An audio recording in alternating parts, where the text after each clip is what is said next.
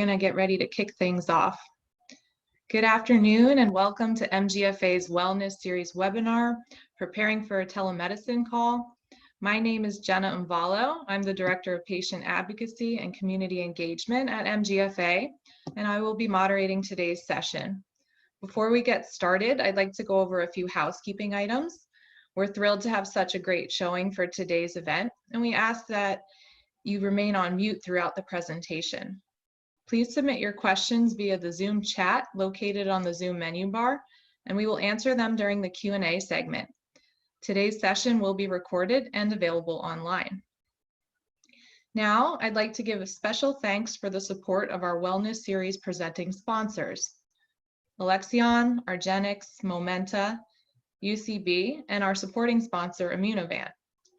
We've got a great presentation ahead, and now it's my pleasure to introduce today's speaker, Dr. Samir Macwan. He's been practicing neuromuscular medicine in the Greater Palm Springs area for 10 years, and he serves as the Chief of Neurology with Eisenhower Health in Rancho Mirage, California. Dr. Macwan is a member of Partners in MG Care. He moderates and speaks at support groups for MG patients and caregivers in Greater Palm Springs. Dr. Macwan, I'll hand it over to you.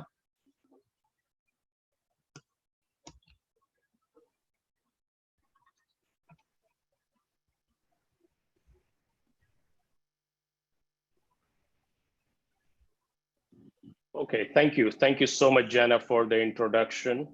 Can everyone hear me okay? Yes, we can. All right, very good, very good. So thank you again. I'm asked to talk about the preparation for the telemedicine call, and I wanted to thank all of you for joining in today. And we thank the Myasthenia Gravis Foundation of America for coordinating this seminars. And this is a new era, this is a new age. That's what we have been living in. So without further delay, we'll talk about how to prepare for the telemedicine call, because this is 2020. We never thought back in 2019 that we are going to go through this, but this is where we are. This is the new era, COVID-19. It has hit different geographical area at a different time. As you all are aware about it, initially, there was a huge spike in Italy, and then here in the United States, there were a large number of cases on the East Coast, New York, New Jersey area. And lately, we have been dealing with large number of cases on the Sun Belt region. So it has been varying from geographical area. There are some challenges associated with the physicians' offices. Some physicians' offices do allow patients to come in. Some do not. Some institutions, they do allow folks to come in. And some do prefer telemedicine call. In our practice, what we do, we prefer patients to come in if they feel comfortable. If they feel comfortable, we do take precautions, the full protective measures, starting from front desk to the back office. And if our patients with myasthenia, if they feel comfortable coming in, we try to see them in the office, but some offices do prefer folks to stay home and do the televisits, or sometimes patients they feel comfortable staying home or just not going into office. So the Medicare and insurance companies have allowed this telemedicine situation, which is great, and it's a very, very a good tool that we can utilize, though it does have some limitations. We will talk about it later on. So how do we do that? I think this is audio visit or video visit, or it can be both audio and video visits. Not everyone has iPhone, not everyone has Android, and it's okay under those circumstances. Phone calls are okay. Landline calls, those can be made. I've done that. and I've spoken with folks over the phone, and that's also acceptable, and that's fine. But there are several ways we can do audio, and you all have done. I think you all are familiar with it. I'm not going to get into detail, but as those of you who have iPhone, the FaceTime, that's a great option. Folks who have Android, with the Google Duo downloading software as an app, that has been beneficial. Of course, the Zoom, this is where we are. Some institutions do have this availability of Zoom into their electronic medical records, or Skype, or other type of measures. So those are also allowed, and where you can have audio and video communication, and that's these are certain ways we can work it out.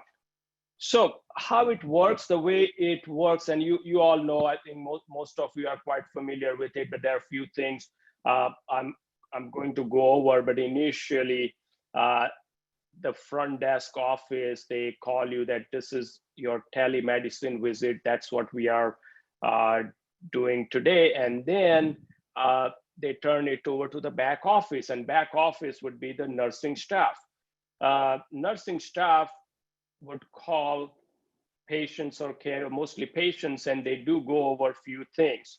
And what I would like, I think, the folks with myasthenia to tell the nursing staff is the dose and frequency of medication, because that's very, very important thing. Medications such as prednisone or whatever immunotherapies you are on, so that must be told, or whatever tapering regimen you are on. So that's something you can communicate very clearly with the office staff, that this is how much prednisone I've been taking, 4 milligram, 5 milligram, 10, 15, 20, whatever, every day or every other day, whatever regimen. So that's extremely, extremely important situation. You can relay the side effects of the medication. If you're having some issues with the mastinone, pyridostigmine, that's something that can be relayed. Another important aspect is the other medical conditions, because something if you have had lately, because myasthenia may not be the only disorders. Folks can have other comorbidities. And if there are other disorders associated with that, or something that you have been diagnosed, so that's something you might want to tell the office staff, the back office, the nurses, when they call you, that so-and-so has happened lately. And if you are added on any medication, because that's very, very important thing. Addition of any medication for other medical condition, that must be told, and you can let the office staff know that so-and-so medications or have been introduced lately.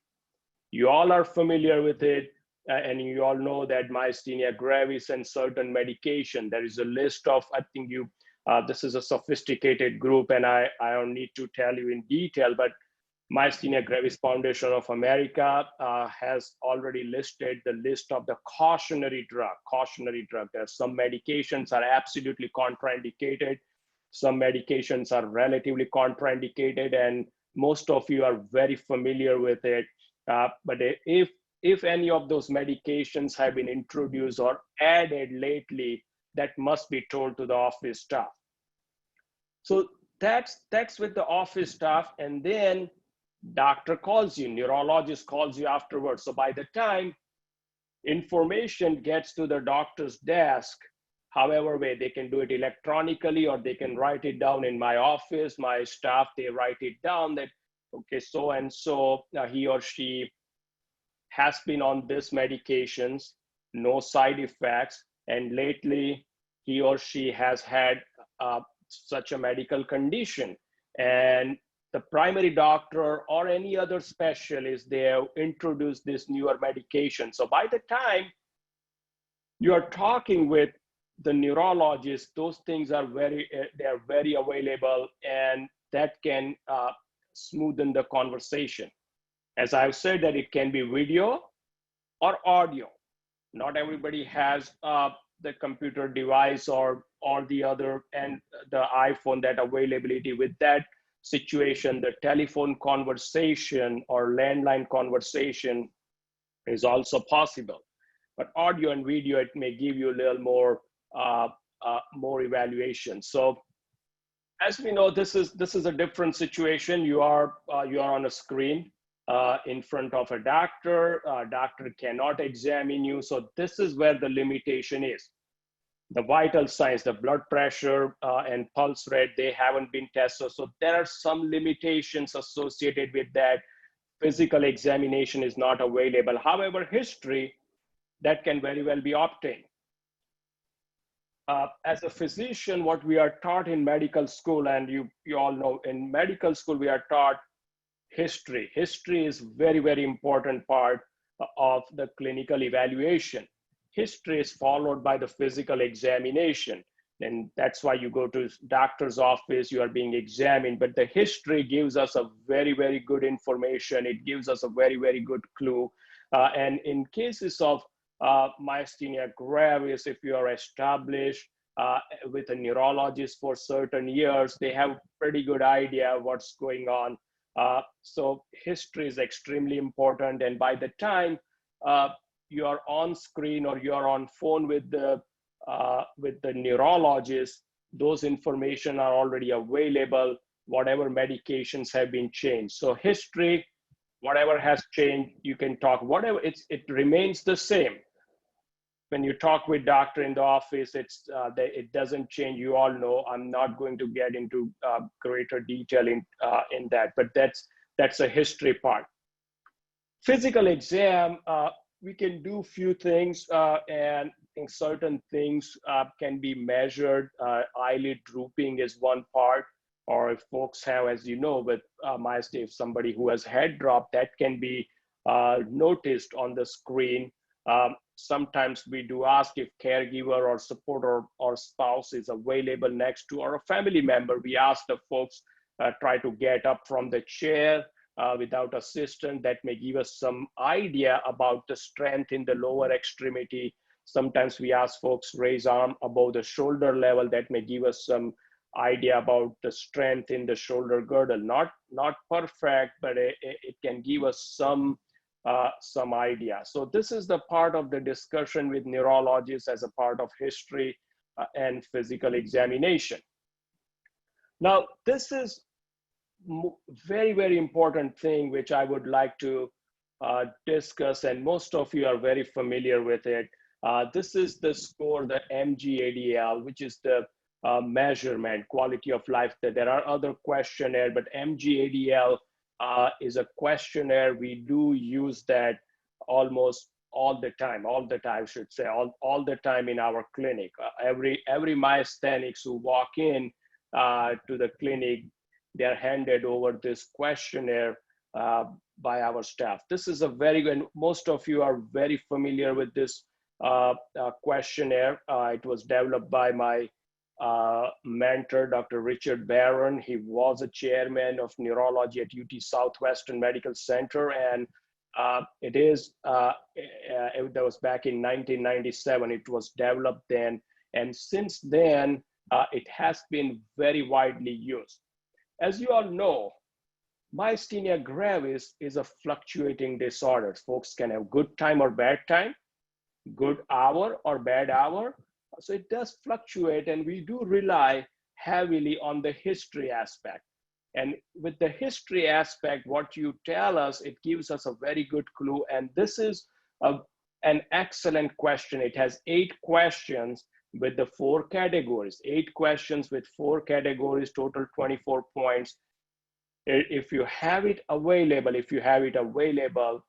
you can fill it out, or you can calculate it, measure it, and let the doctor's office know, and you can be ahead in the game.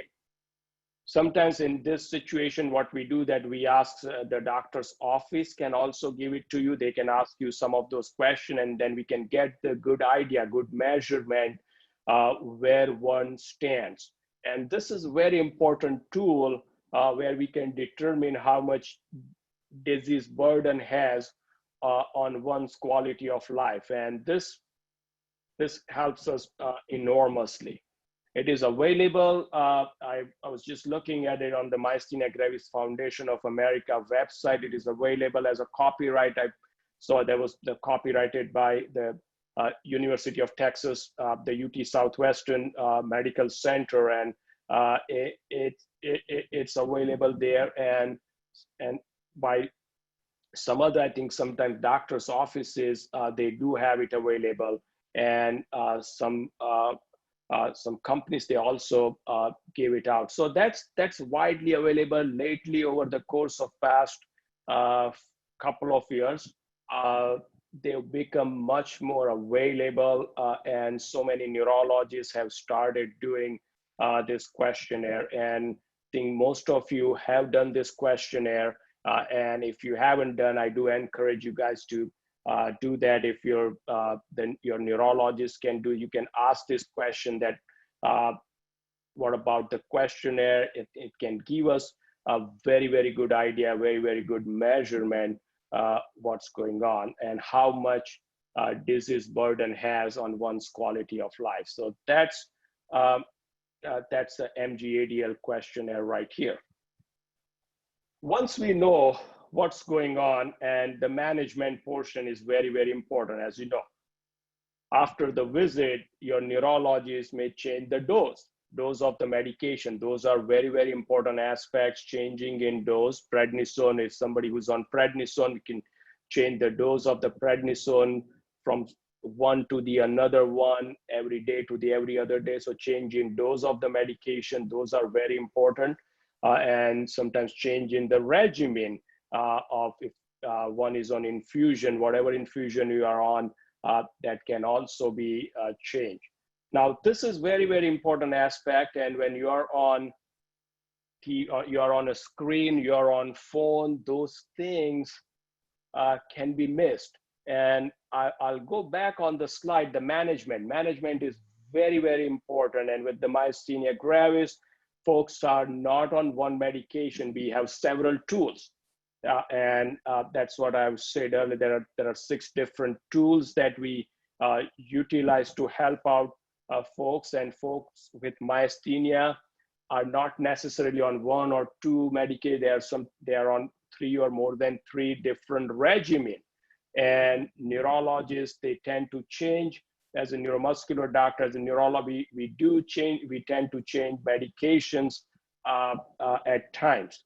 If that's the case here, change in dose of the medication, or if there's change in the regimen of the infusion, if somebody is on infusion every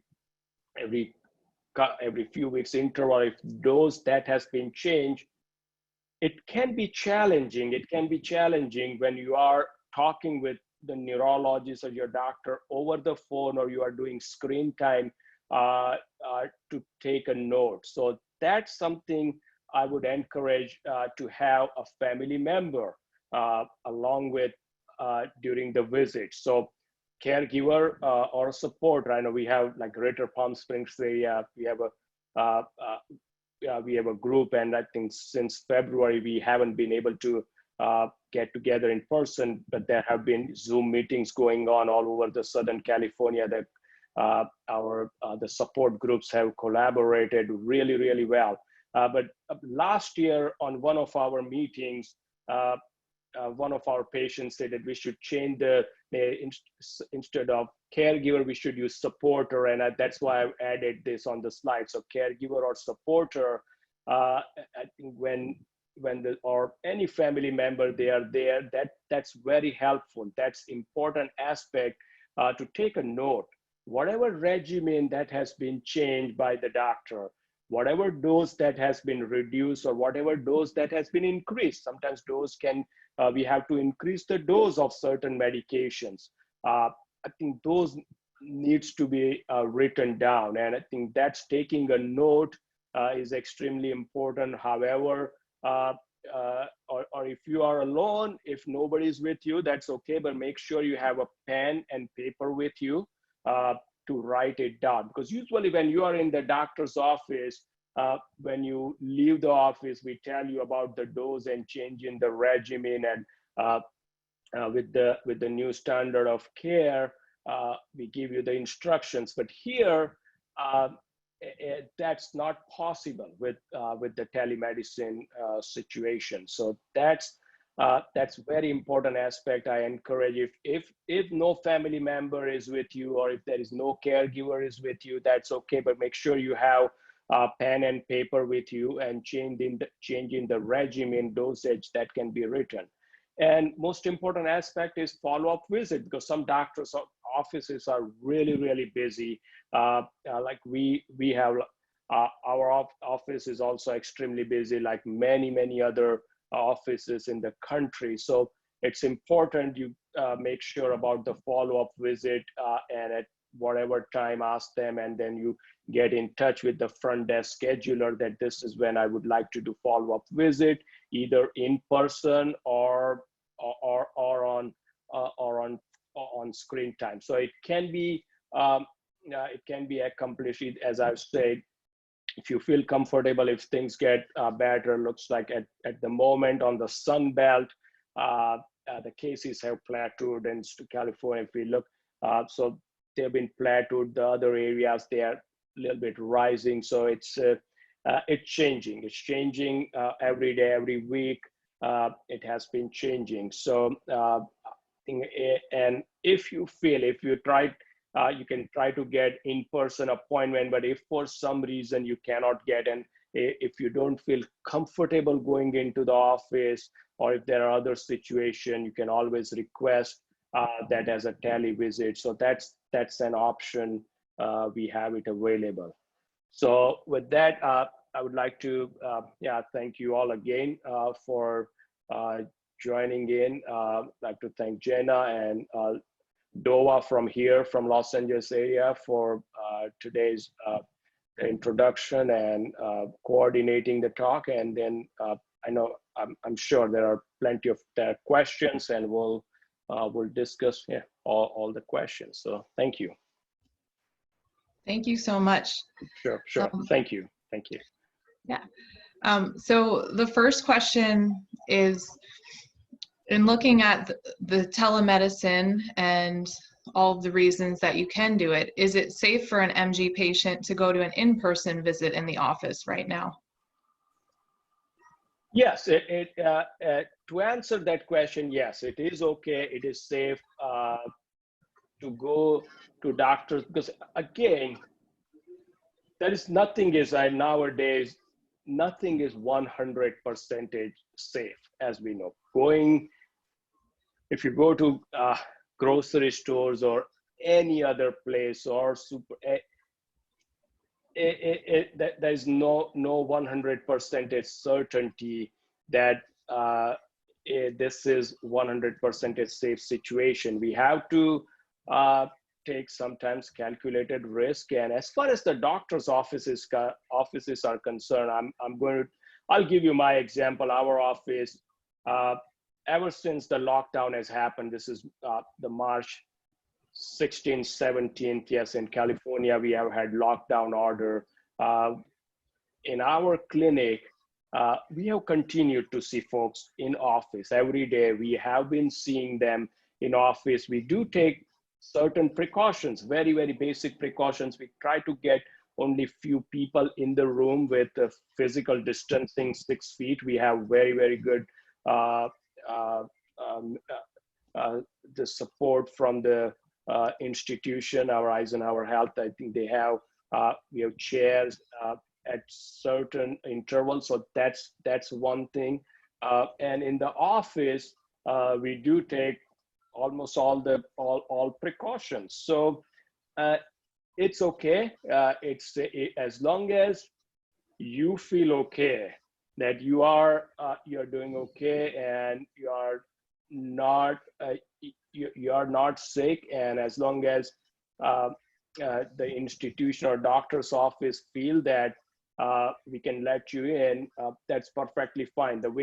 One of the things we do, our front desk, they always check the temperature before getting in. On the phone, certain questions are asked, and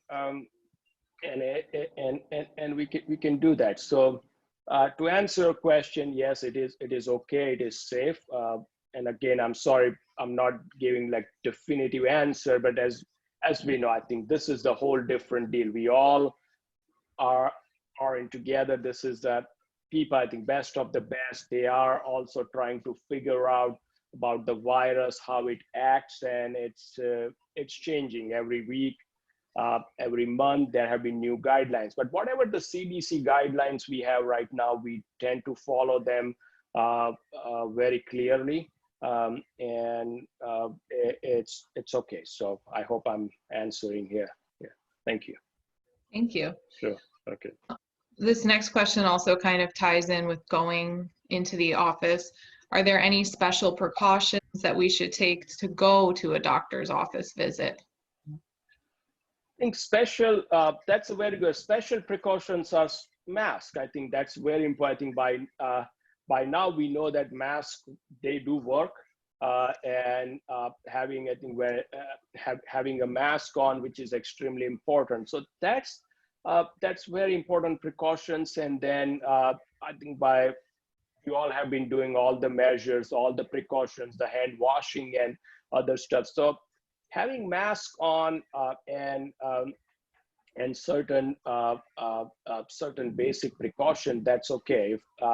And I don't need to tell you about the symptoms or other stuff, but it's mask and all. And doctor's office, we all wear masks if needed. If we go very close to the patient to exam, we do wear the shield also, or goggles or certain things. So so these are some basic precautions that you can take. And again, if you feel sick, if you do not feel comfortable, that's okay. That's why this tool is available.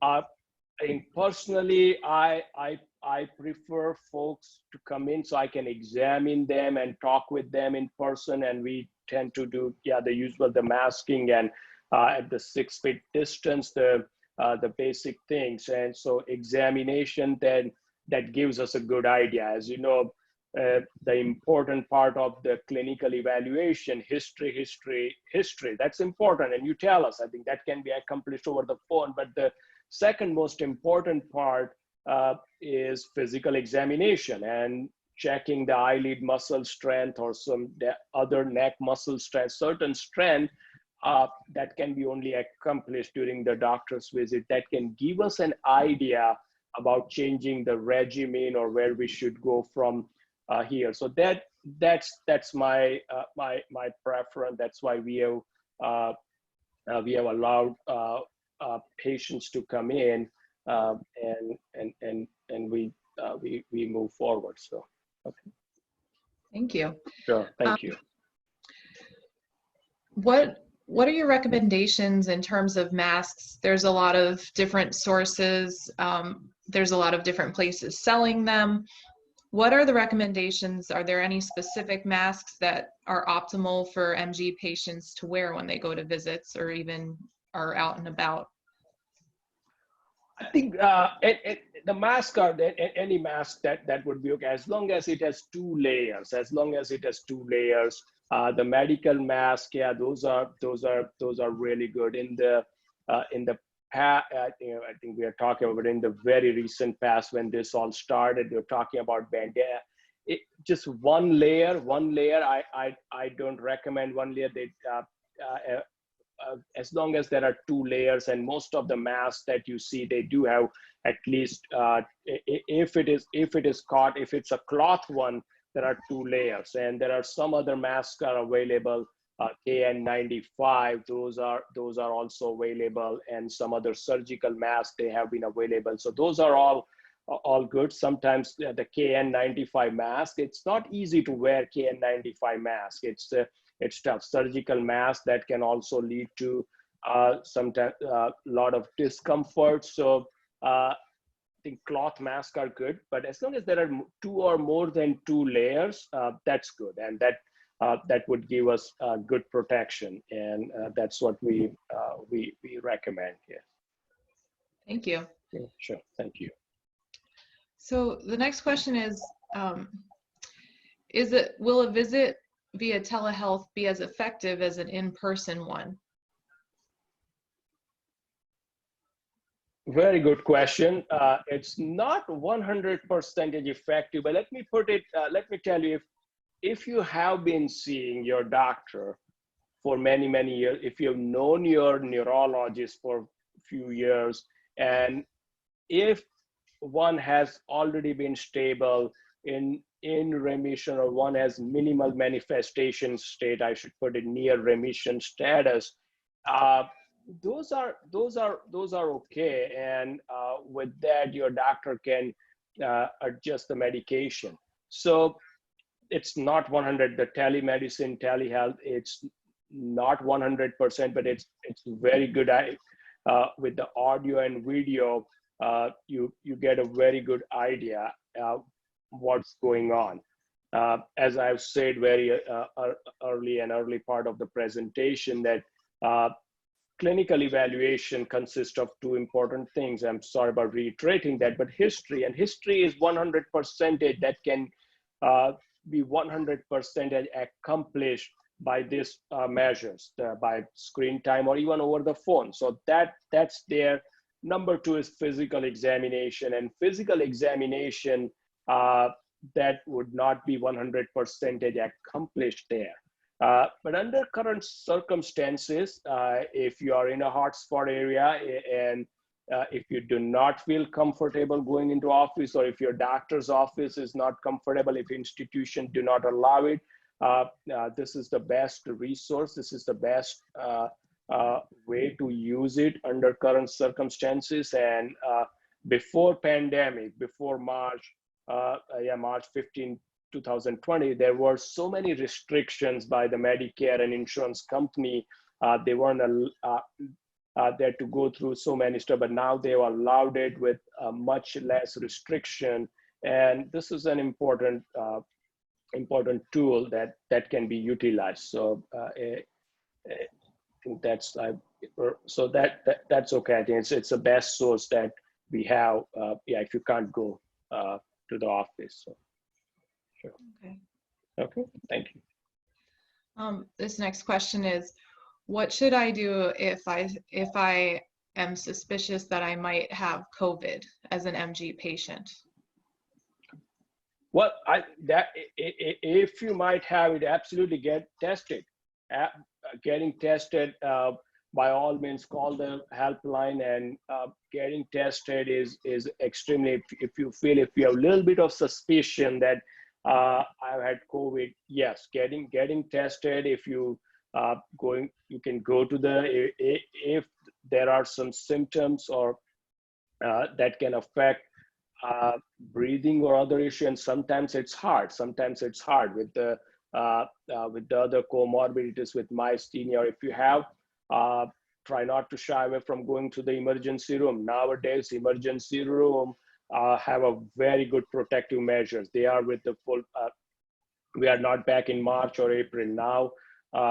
There are enough protective measures. So, or visit or call your primary doctor. If that's the case, if primary doctor is not available for some reason, of course, next step is urgent care. You don't have to go through emergency, but next step is urgent care. That's another way, and ER. And if you can get somehow tested immediately, please do so. So if there is a little bit of hint or suspicion, getting tested, you don't have to go through the urgent care or emergency room, because going through emergency room also does carry some risk and little anxiety. So getting tested that's a good way to start it. So. Thank you. That's really helpful to know about the standards in the emergency rooms and how they've shifted over the past several months. Yes. The next question is, once there's a vaccine for COVID, how will we know if it's safe for MG patients? Well, this is a very good question. This is and I think, as I've said, yes, we are walking into it's uncharted territory at the moment. So far, whatever I have read, whatever I have heard, the vaccines have shown promising results, and the phase 3 trials are underway. We are likely to have vaccine soon. Now, this question comes up, and I'll go back. I think as a muscle and nerve doctor, I'm going to go back to one important aspect. I think we are asked this question all the time because I think back in 1976, there is a history here. 1976 with the swine flu the vaccine came, and there were increased incidence of Guillain-Barré syndrome, which is the weakness of the muscle and nerve, and most of you are quite familiar with it. There were the CDC reported largest number of Guillain-Barré cases back in 1976, and that's one of the neuromuscular conditions that was then.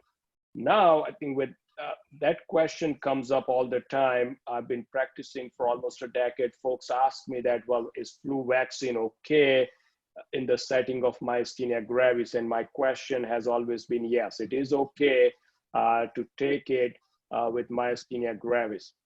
With COVID-19 vaccine, we don't know, although we do not know much, but it's always good to have protection. I don't see any reason at the moment that why not that vaccine cannot be given to the folks. So it's again, we don't know much about the vaccine. So many companies have started developing vaccine. We will know further, but I'm optimistic. I'm always on aspirational side, but I'm optimistic that it's not going to be an issue in folks with myasthenia, or even with, if I go further, Guillain-Barré syndrome. That's another condition we deal with it. I don't think that there's going to be any issue, but again, time will tell. And at the moment, I think it's going to be okay. But we'll know more. We'll know more. So far, the vaccines have shown good results. Again, the trials are underway. In a couple of months, we will know more. Okay. This is the question relating to the vaccines again, will the vaccine be live? Are MG patients not supposed to take live vaccines? Okay, I don't know. I don't know much about that. That's a very good question. Again, time will tell. Yeah, will the vaccine be live?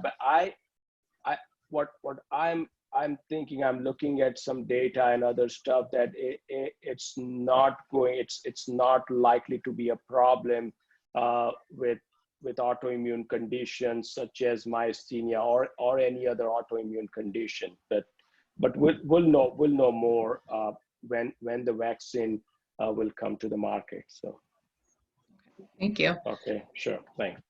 A couple more questions for you. Sure. Thank you. So somebody wrote that during their IVIG treatments, there is a nurse who does not wear her mask over her nose. Sometimes when she's at her desk, she doesn't have the mask on at all. How do I handle this? Well, during the infusion, if somebody doesn't wear, I would let the nurse know that please wear the mask, or whoever sends the nurse. I wouldn't shy away because there are the specialty pharmacies are involved with that. So whichever specialty pharmacy is involved with the care, and whichever specialty pharmacy is sending the nurse, because there are sometimes home health agents, specialty pharmacies do contract home health agency, and the nursing comes from the home health agency. So I would go directly to the specialty pharmacy or home health agency, and if you don't get any help, call the neurologist's office and let them know this is the situation. Yes, I prefer and I want them to wear masks. Yes, I want, as long as they are with you, they are at your home, and I know it's not comfortable, but it's just it's safe. It's just safe to have mask. If they want to take it off for some time, for a few minutes, they can always go out, or they can go a little far. But I encourage that the nurse to wear the mask. So there is I don't think there is a way around. So I would be very clear and just if you cannot talk with nurse directly, that's okay. If you cannot talk, but let the company know, whoever is sending nurse, which any home health agency or specialty pharmacy. If no help, just let the doctor's office know that this is what it is. We don't feel comfortable, and yeah, that's something that's something I wouldn't want anybody to take any chance here. Okay, very good question. Thank you. Thank you. Absolutely. This next question is about preparing for the telemedicine call. Do I need to have special things on hand to be able to check my temperature and blood pressure or other vitals during a telemedicine call? Okay, that's a good question. That's not required. This is on the telemedicine call, what we are told, the vital signs are not required. But it's good to have it. I think if you want to check your temperature and your blood pressure, yes, I think it's always good to have it, and let the nurse know that this is where my blood pressure is. This is what I've checked it manually today through the machine. Whichever way you have done that, or family member has done that, this is my temperature. So sure, it's great. Yeah, it's great, but you don't have to have it. You don't have to do it. But if you can do it, yes, that can definitely help us. So great, thank you. Sure. We're gonna go to one more question, Sure. which is kind of just all encompassing with what's going on right now. And it's just, are there any other tips or suggestions that we need to know about COVID and MG right now? Well, there have been, as you know, we had the meeting, the Myasthenia Gravis Foundation of America had a very, very good webinar right before, back in April. Let me step back in April. We had the virtual meeting for the folks, the patients with myasthenia and caregivers with myasthenia. Information that was given out back then, that was very good. And prior to that, there was a very, very good information given out. Dr. Kaminsky did a really, really good webinar on it. And those are the precaution that hasn't changed. It was April, today is mid-August. Things have not been changed with the whatever regimen you are on. The bottom line message is, it was like whatever medication you are on, whatever immunosuppressive medication such as Imuran, azathioprine, mycophenolate, Celsep, methotrexate, whichever one you are on, along with prednisone dose, just stay on it. It hasn't, that hasn't changed it since then. Whatever regimen you are on, the infusion, such as IVIG was mentioned, or plasmapheresis, or the neuroagents such as complement inhibitor, eculizumab, whatever regimen you have been on, stay on it. And those guidelines were very well written by the committee, and under the leadership of Dr. Howard from University of North Carolina, Chapel Hill, and there were several other authors. They have been very well written. So it hasn't changed. Folks with myasthenia gravis who have been on this immunosuppressive medication along with infusion, they've done fine. In my practice, all of my folks with myasthenia, they are doing well. Not a single. It has been almost 6 months since all started, and knock on the wood, yeah, but not a single of my myasthenia patient has